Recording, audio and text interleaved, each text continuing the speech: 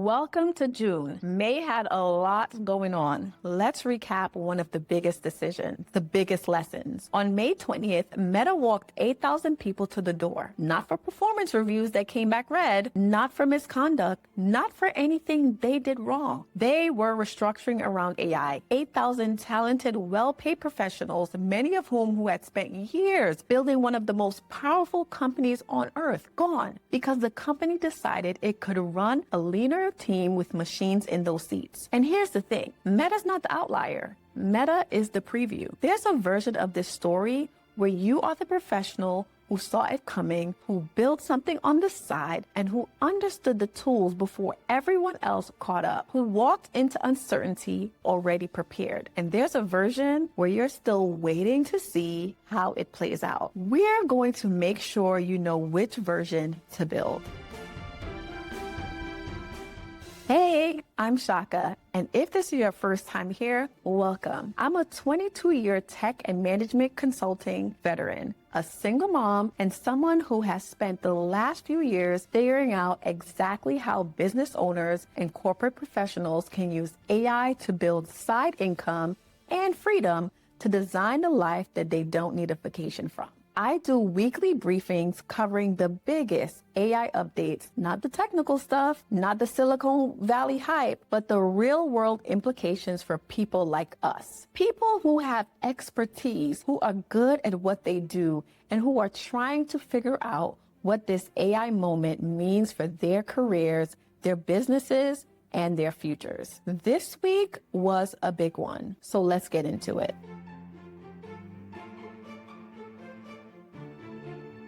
Let me give you the numbers first because they tell the story faster than any headline. Cisco reported a 12% revenue increase to $14.15 billion driven by AI infrastructure orders. Their stock jumped 17%. And in the same breath, they announced they're cutting 4,000 jobs, a 17% stock pop, and 4,000 layoffs in the same earnings report. That is the AI transformation playbook in one sentence. Now, here's the other side of that coin, and this matters. Microsoft 365 Copilot just hit 20 million paid seats. That's a 250% increase year over year. Their AI business is now running at a $37 billion annual rate, up 123%.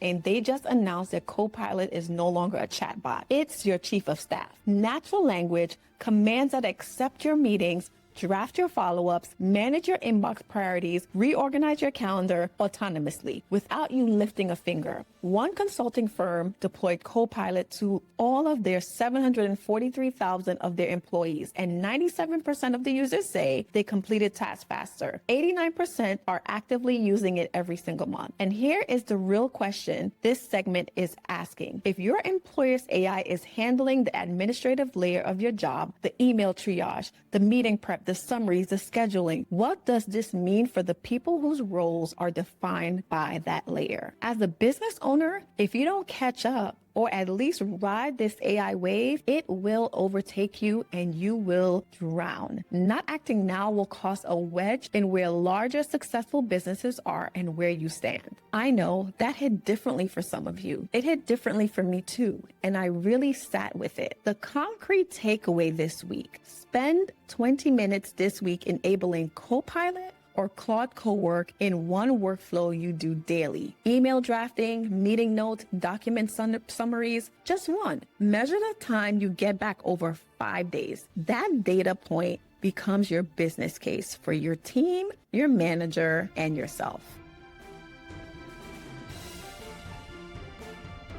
Okay, if segment 1 was the pressure, segment 2 is the release valve, because this week brought something that I have been waiting for, and I want to be real with you about why it matters. On May 14th, Anthropic launched Claude for small business. 15 agentic workflows built and ready to deploy, plugged directly into QuickBooks, PayPal, HubSpot, Canva, DocuSign, Google Space, and Microsoft 365. This is not a chatbot. This is an operations team you don't have to manage. It reconciles your books, it handles customer follow-up, it generates content, it manages contracts, and Anthropic is doing a free nationwide tour. 100 small business leaders per city, starting in Chicago and coming to Tampa, Dallas, and Baltimore. If you've been saying, I don't have the bandwidth to start something, the bandwidth just showed up at your doorstep. The ACE method in action. Audit where your time goes. Construct a system that handles the admin, execute on the 20% that actually builds wealth. Claude for Small Business is literally the construct layer pre-built. And on the Google side, Gemini 4 is innovative with new magic pointer technology that creates context-aware AI interactions with any element on your screen. Gemini Intelligence is already rolling out on Android, proactive task automation, natural language widget building, web content summarization built into the operating system you carry in your pocket. I used Gemini to set up my fitness journey and it automatically created tasks for me so I knew what I needed to do at what time during the day. What's the takeaway here? Distribution is AI native now. The tools for running a lean, profitable operation have never been more accessible or more powerful. The barrier to starting is not technology. The barrier is deciding to start. All right, my favorite part of every week. 3 companies, 3 real results, and 3 things you can steal for your own business. Let's go. Shopify. Shopify rolled out something called Agentic Storefronts, AI-powered product pages that feed directly into ChatGPT recommendations. Eligible U.S. merchants got this activated by default on March 24th. No setup required. Here's what that means. A customer asks GPT, what's the best sustainable yoga mat under $80? And your Shopify store surfaces in the answer. No ad spend, no SEO game, just AI native distribution. Early data shows that merchants are seeing 20 to 40% increase in inbound discovery from AI channels. The side business lesson? If you're building an e-commerce play, your product needs to be findable by AI agents, not Google. The search layer is shifting. Get there now while it's still early. Cleo. Cleo is a financial AI assistant that delivers brutally honest and funny financial feedback to help users build better money habits. It analyzes spending, sets savings goals, delivers behavioral nudges, and it feels like a texting financial savvy friend who actually cares. A human angle? Users describes it as the money app that actually makes me feel seen. The humor reduces the shame around finances, which is one of the biggest barriers to behavior change. And it's working. Millions of Gen Z and millennial users engage with financial tools they previously avoided. The side hustle lesson? The winning AI businesses of the next decade won't just automate tasks. They'll make people feel something. Warm, humor, human connection delivered through AI is one of the most underserved markets with the most upside. If your expertise can be paired with that kind of experience design, that's a business model. Klarna. Don't say, here she goes again. Sometimes we need to hear some things a few times and then the aha moment comes. Klarna built a generative AI customer service assistant that handles inquiries end-to-end, refund requests, dispute resolution, everything. It runs across 23 languages, resolves issues in under 2 minutes compared to 11 with humans, and escalates complex cases with full context. The human moment. A customer at 3 a.m. on a Sunday gets instant help in their language without waiting, without repeating their story. The AI already knows their purchase history, their past interactions, and their preferences. The result? The workload equivalent of 700 full-time agents, customer satisfaction held steady. The side business lesson for your business, whether it's a coaching practice, a consulting offer, a digital product, a single AI system trained on your FAQs, your offer details, and your calendar can handle 80% of inbound inquiries without you lifting a finger. And that's 10 hours reclaimed every week. That's the difference between the do-it-all worker and the life architect. The do-it-all worker reads these stories, listens to what I'm saying, and thinks, interesting. The life architect reads them and thinks, which one of these can I build in my business? Workforce displacement watch. Let's talk about the layoff numbers to keep us abreast to the reality of the times. This week alone, Coinbase cut 700 jobs, 14% of their workforce, explicitly citing a shift to AI-centric workflows. PayPal is planning to cut 4,700 people,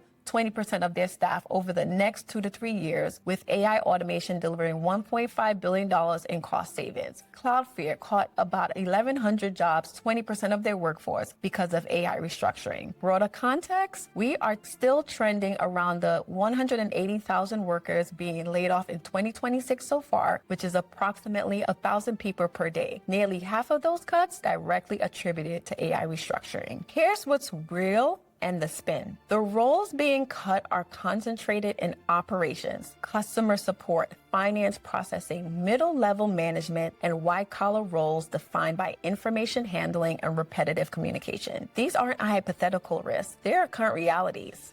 Here's a spin. A Fortune article published this week, and this one I want you to hold on to, reported that companies are cutting based on AI's potential, not its proven performance. Meaning some of this is restructuring around a future state. Companies are betting on AI's delivering returns that haven't fully materialized yet. So yes, real people are losing real jobs based partially on technology that isn't even fully deployed. Here who is thriving: AI workflow designers, AI strategy consultants, human AI integration specialists, prompt engineers, business building with AI at the forefront. They aren't developer roles. These are judgment roles. People who understand business problems, know how to translate them into AI-powered solutions, and can lead organizations through the transition. Salary range, $80K to $200K, and business earning potential is exponential at this point. The bottom line for me, and what I want to say plainly, your domain expertise, the thing you've spent 10, 15, 20 years building, does not get automated. What gets automated is the process execution layer around it. The corporate escapee move is to use AI to strip that layer away yourself, and then use the reclaimed capacity to build income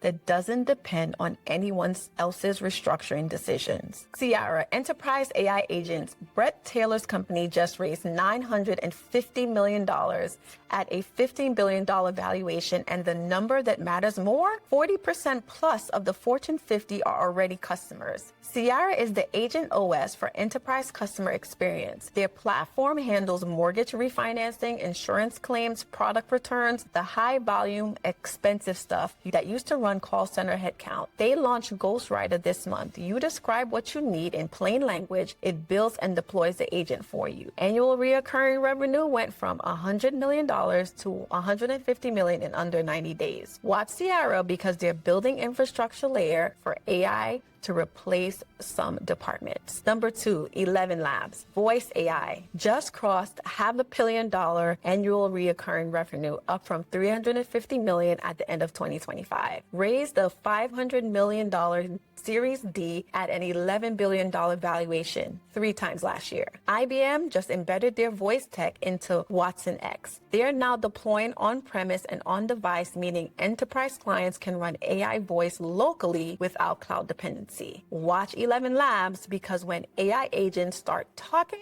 their voice is probably coming from here. Number 3, infallible intelligence, foundational models. The least known name with the most signal, $1.1 billion in seed funding at a $5.1 billion valuation, London-based, founded by David Silver, the researcher behind AlphaGo, who just left Google DeepMind. Here's the pattern across everything this week: Meta, Microsoft, Klarna, PayPal, Shopify, Cleo, all the companies I've been talking about over the last 4 weeks, the process layer of working is being automated at scale. The administrative layer, the repetitive communication layer, the information handling layer, that's the target. The life architect doesn't panic at that headline. The life architect asks, which layer of my work can I automate first? And what can I build with the time I get back? The professionals who are going to win this decade are not the ones who fought the shift. They're the ones who grabbed the tools early, moved up the value chain, and used the freed up capacity to build something of their own. That something is waiting